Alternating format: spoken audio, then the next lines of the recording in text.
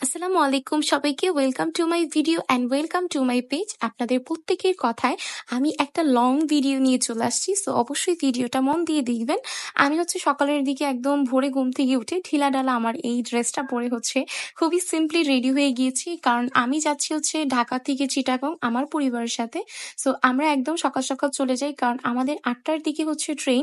So আমরা Kamalapur station গিয়ে আমাদের ট্রেনের যে কম্পার্টমেন্টে আমাদের টিকিট ছিল, আমরা সেই অনুযায়ী আমাদের সিট খুঁজে বের করে ফেলি। এখানে আমাদের 4টা টিকিট নেওয়া ছিল, 4টা সিটের। আমার বাবা, মা, আমি আর আমার ছোট মামার, যিনি ব্রাহ্মণবাড়িয়া স্টেশন থেকে আমাদের সাথে জার্নি শুরু করবেন। সো ট্রেন ছাড়ার সাথে সাথেই আমি ঘুমিয়ে পড়ি। আমার এটা শুরু থেকেই একটা বাজে অভ্যাস। আর যেহেতু সকালে ঘুম থেকে উঠা লাগে, সো আমি জার্নির সময় অনেক বেশি ঘুমিয়ে থাকি। বেশিরভাগই দেখা যায় যে আমি ঘুমিয়েই পার করে দিই। তো ঘুম থেকে উঠার পর একটু ফ্রেশ হওয়ার পর হাত মুখ ধুয়ে আমি খাবার খাওয়ার জন্য বসে পড়ি। যেই নাস্তাটা আম্মু বাসা থেকে নিয়ে আসছে। আর এই নাস্তাটা আম্মু একদম ভোর সকালে উঠে একদম ফ্রেশ আমাদের জন্য বানিয়েছে।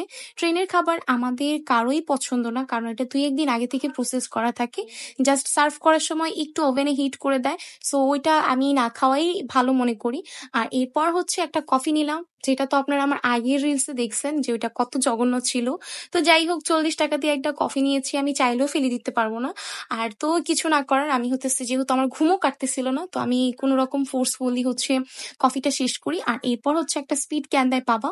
এটা আগে এক সময় আমার পছন্দ হলেও এখন সময়ের সাথে ওইটা আর আমার ভালো লাগে না।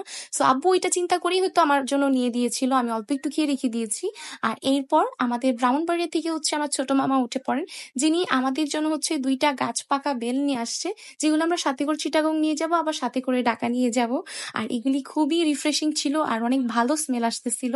আর এরপর এত বড় জার্নি, যেহেতু খাবার দাবারের উপরেই ছিলাম আমি, আরো একটা কফি নিয়েছি, যেটা আগেরটার তুলনায় একটু ভালো ছিল। আর এরপর এদিক ওদিক তাকিয়ে আব্বু আম্মুর সাথে গল্প করতেছিলাম। সো ট্রেন একটু থামছিল, ওখান থেকে আব্বু একটা চিপস নিয়ে দেয়।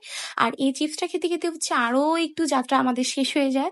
তারপর একটা পেয়ারা মাখা খেয়েছিলাম, যেটা আমার মামা নিয়ে আসছিল। ওইটা অনেক মজা ছিল, সুইট, তারপর ঝাল ছিল।